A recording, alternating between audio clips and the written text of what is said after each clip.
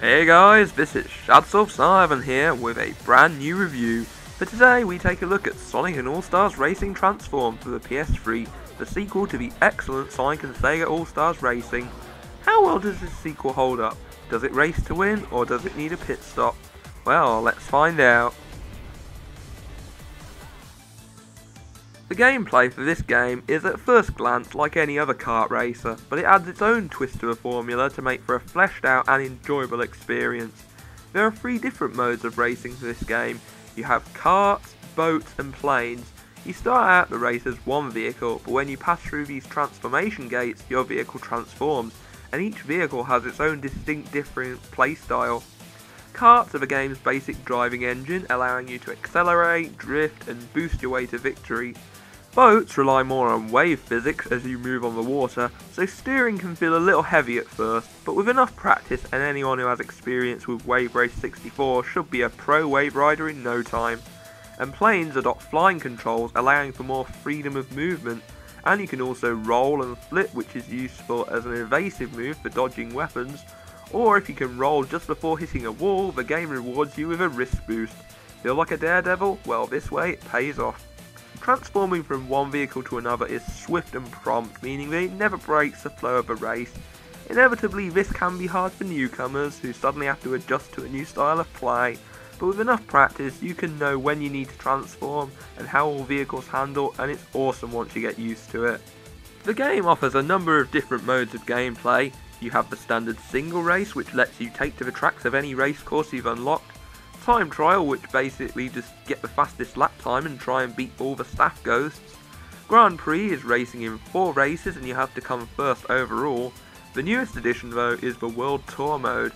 This takes you through several different tours with events on a certain track, which can vary from winning a race, getting boost chains to stop the clock, battle races, ring races and a whole plethora of different challenges.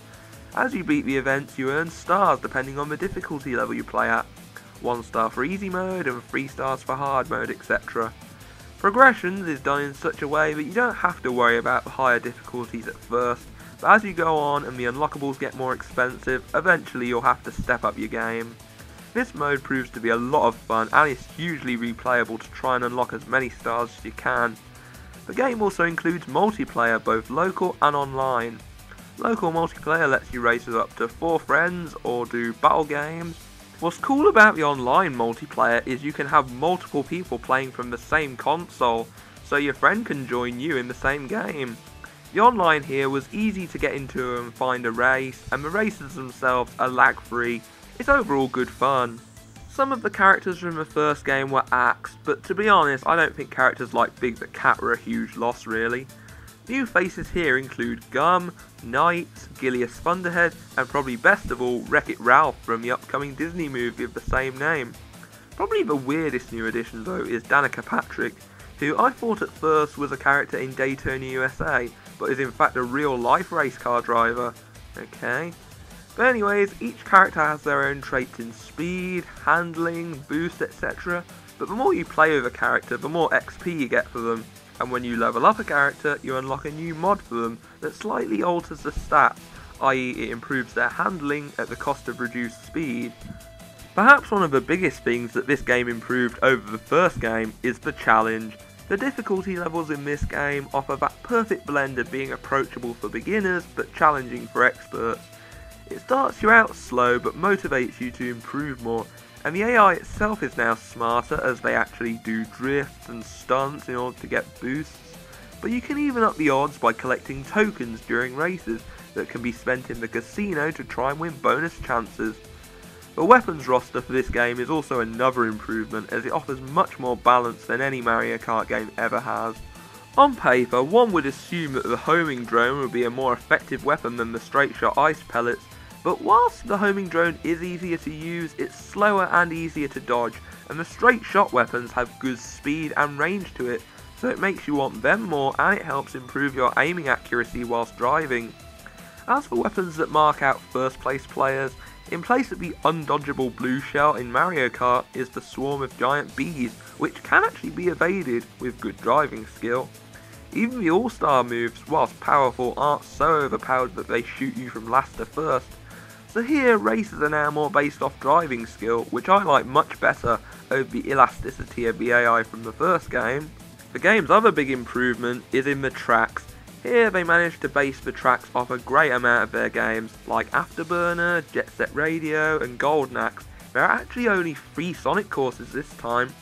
Plus, being able to go on road, on water and in air allows for much more complexity in design, and it gives the tracks a more expansive environment. Sometimes you can even get the choice of driving a bridge over a lake, or transforming into a boat and using the lake as a waterway. Or you can find a jump that leads to a flight gate and you can turn into a jet early on and fly over the water. Laps can also change during the race, so the first lap could be all kart, but towards the end, the road blows up and forces you to fly the rest of the way. It's made all the more fun with the gameplay shifting from one vehicle to another, so the game never feels redundant. And that's pretty much the gameplay. Now moving on. For graphics, Sonic All-Stars Racing Transformed is very pleasing to the eye. The race courses themselves have more variation in themes, and there aren't 2 courses that look alike, unless you count the mirrored tracks obviously. From the bright neon lights of Galactic Parade to the dark molten caverns of Ada's Lair, all the stages boast some dynamic visuals and have lots going on in them. Perhaps too much at times though, as sometimes it can be hard to tell which way to go first time, and you might crash, which can lead to annoying trial and error. But aside from that, the graphics in this game are very good. The music for Transformed does just what you'd expect a racing game to do, provide tracks that capture the feel of the environment and give a catchy tune as well.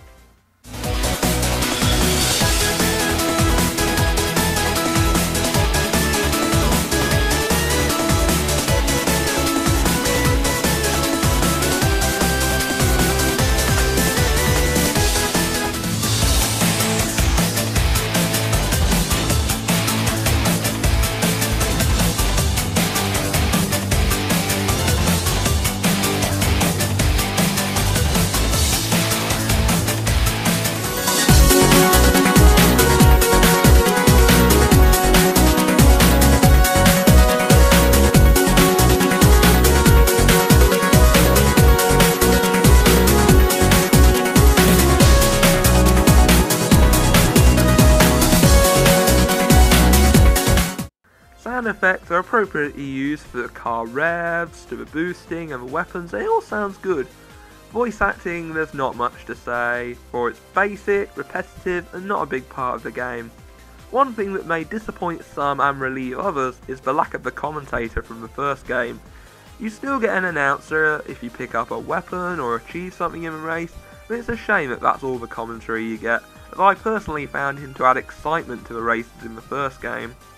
So the music, sound effects and voice acting are all good, nothing more, nothing less. Okay, now for the part everyone was looking forward to, the rant. I've already mentioned about how the game needs getting used to the tracks and being caught out by nasty turns, particularly in burning depths. These turns can be unreasonably evil. And I did mention the AI being smarter here. Well, often on higher difficulties, the AI can really overwhelm. Even when you spend tokens in the casino to get bonus chances, the computer control players put up a real good fight, and in World Tour mode, the last 2 characters are obscenely expensive.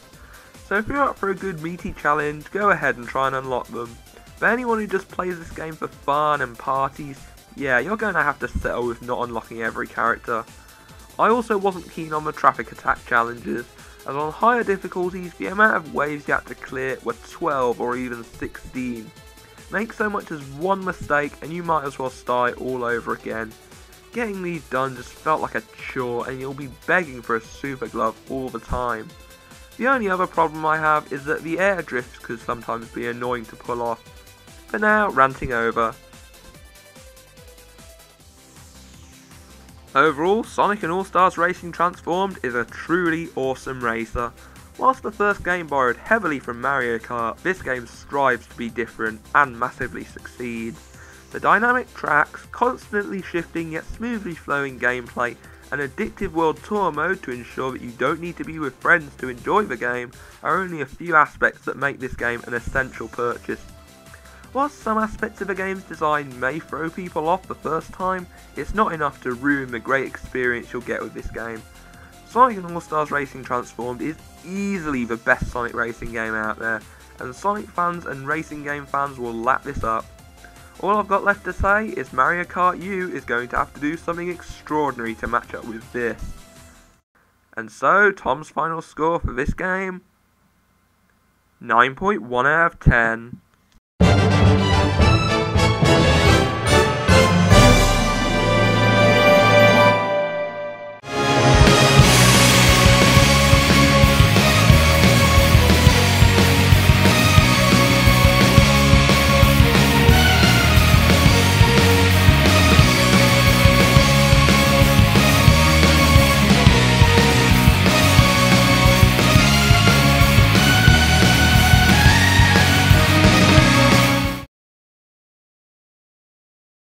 Do a barrel roll!